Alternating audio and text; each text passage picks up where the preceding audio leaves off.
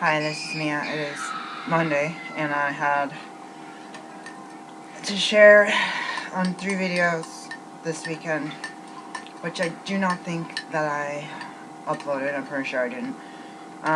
About having this breast lump that I had found doing monthly breast exams 2 to 3 years ago, or 4 years ago, or 5 years ago, and I had discontinued my monthly exams. And it's hard to say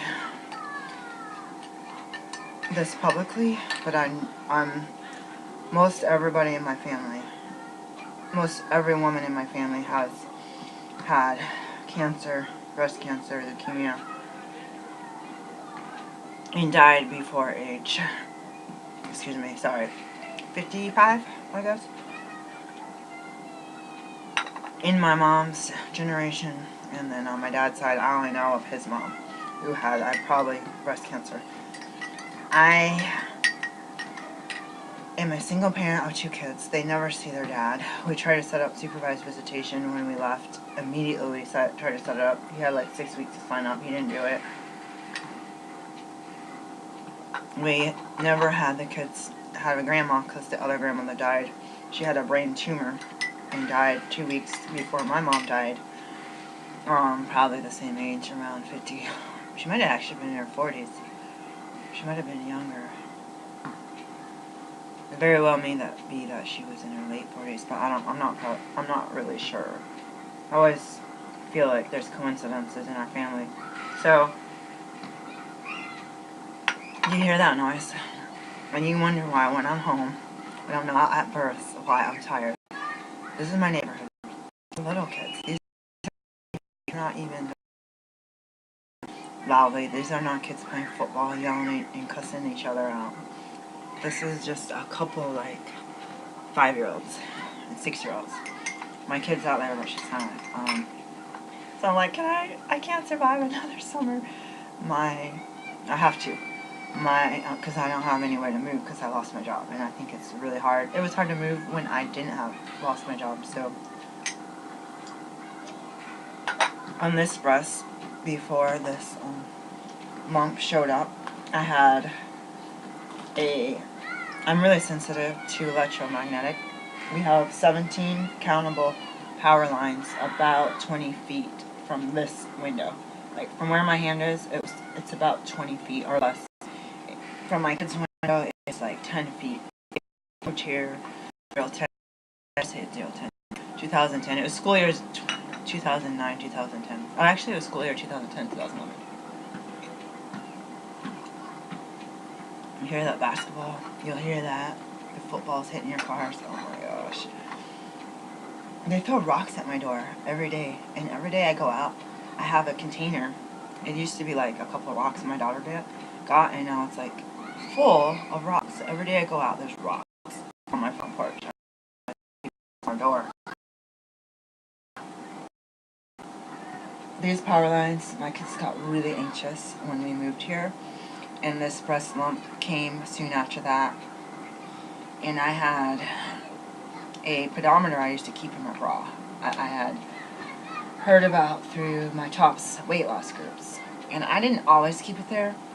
The thing is, I was keeping it in my pocket with a clip in my pocket, and then it broke. So if I had, I'll show you, make sure my zipper's not down. So I had, if I had belt loop, I could wrap it around and tuck it and stick it in my pocket. But if I had, just pockets and no belt loop, I didn't feel comfortable leaving it here, so I would wrap it around my bra strap and tuck it in, usually always on this side, and I often slept in that. I also wear the underwire, and I will wear or nylon and organic cotton, which I prefer on this undergarments to be. I want the regular bra that actually works for adults, not for 3-year-olds. That's organic. I made a mistake last year to buy the ones on eBay from UK, and they were just worse than Band-Aids. It was just like fold it over on my belly button with no protection or no coverage, and I was like, oh, do not wear it. But I nursed 3 years, and I think it's really difficult to look professional unless you have some sort of corsets, or if you, like, I know people that have very, very small breasts. I don't know if they breastfed for 3 years straight and they work out and have muscles there that hold their stuff up. I don't know if they have all the stuff that comes along with all those years of breastfeeding 2 kids with no baby food, and just not only that, and big people food. So I'm sharing this because I made like 2 hours of videos that are way too long, and I am telling you that when I went through medical school, I saw a lot of death in naturopaths. So we're learning about sauna, we're learning about heart, about a megaton of laboratory tests, CBCs, CMPs. You know, you got the Boston Heart panel, you got this panel, you got this panel, you got your cholesterol this, and you got your hormones, and your saliva test, and your stool test, and your O&P times 3, and you're this, and you're that, and you're this. And that's like, I think we did pretty hardcore tests, like learning about tests. I'm sure I showed MD, who specialized in some stuff with the rhesus model monkey lab, aka monkey lab, and he was like, wow, you do all these inflammatory markers? And I was like, yeah, we do, because, and then of course there's the autoimmune panel test and the connective tissue. So it's like, besides herbs and like go outside and breathe and do yoga and stretch and just wear loose clothing and jump around, do qigong, and you learn all that, but then you're in school, and unlike allopathic, you're in school and you're in clinic at the same day. So you might go to clinic 8 to 12, go to class from 12:30 to wherever, and then go back to clinic from 4 to 8, and then you're not really getting out to 8:30, and then if you're like me and you're single, your class starts at 7:30, but I only had one 8 o'clock. IV therapy Thursdays. I was thinking about that today. I was like, I miss it. I need to put an IV in someone. I'm just like, I need that muscle memory of that. I did a lot. I would butt in with people. It's 8 o'clock in the morning. I know you're, I didn't really say, like, it's 8 o'clock in the morning. You're probably like half asleep. Okay, I'll just like insert this. I just really wanted to do it in practice, and then I realized later that midwives need to do IVs. So I plan on actually passing the exam this time. Midwife. Like, pray. This is like more of a cross than a cross my fingers. It's more of a Jesus help me. So I had gotten scared having all these, I call them memory books in my mind right now. I can't remember memory books of, unfortunately this is not happy. Not Chinese medicine, naturopath doctors dying before age 50. Very, very common. I'm not saying like, 10 and 100, but a lot. And I said, I wonder if the stress of med school and going to this program and struggle getting your loans paid because you are not an employee. You could be an employee, but you're most of us are not residents, most of us are not employees. We're trying to go out in the real world with all this knowledge about medicine, prevention, but not all this knowledge about business. And a lot of people were in other professions, supplement companies, like they were, yoga teachers. So there was people that had, health food store workers. Like that's the reason they wanted natural medicine, because they found out, oh yeah, I was working this health food store and this and all the time to get such and such capsules for her clinic, and she's like, oh yeah, here's my card, you should come see me. And I went to her, oh my gosh, it's amazing. I hear this story all the time, and these are usually 20 something years old, like under 27. So I can imagine going through undergrad, being done at 21, 22, going to work for a couple of years in some, Arizona or California or somewhere, and having these naturopaths with you. One of them, they sent me to the school. They told me, come check it out, that you're into herbs and all that, physical medicine, massage, all that stuff.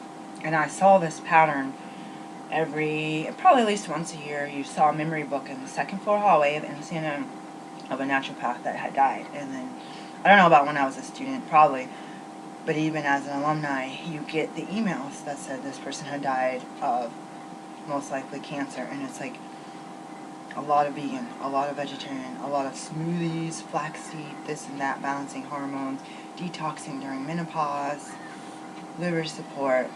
We know all the tricks. Our patients will be like, oh my gosh, you're like a miracle worker, what's going on? Like, I can't believe this. And it'll be like so crazy. And you just point, like, at me and like, I think I'm a hard worker, period. And I was like so compassionate.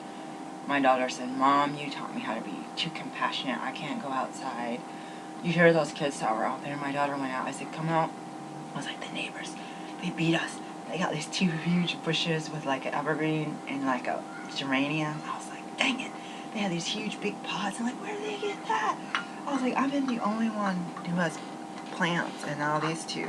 These people would get plants, and these people get plants. These people actually had fake plants when I moved in.